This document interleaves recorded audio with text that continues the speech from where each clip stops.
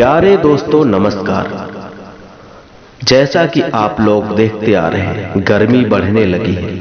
प्रत्येक वर्ष हजारों पशु पक्षी भूख प्यास से मर जाते हैं।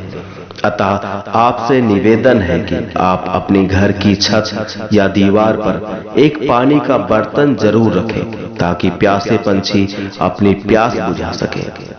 पंछी बोलकर अपनी भूख प्यास व्यक्त नहीं कर सकते, पर उनके अंतर मन से निकली हुई दुआएं आपकी जिंदगी बदल सकती हैं। आपको दिल से सुकून मिलेगा। आपको जो खुशी मिलेगी वो खुशी किसी और काम को करने से नहीं मिलेगी। अतः आपसे निवेदन है कि प्लीज पंछियों का भी ध्यान रखें, क्योंकि ये अनमोल ऐसे पक्षी हैं जो बोल नहीं सकते। इनको भी प्यास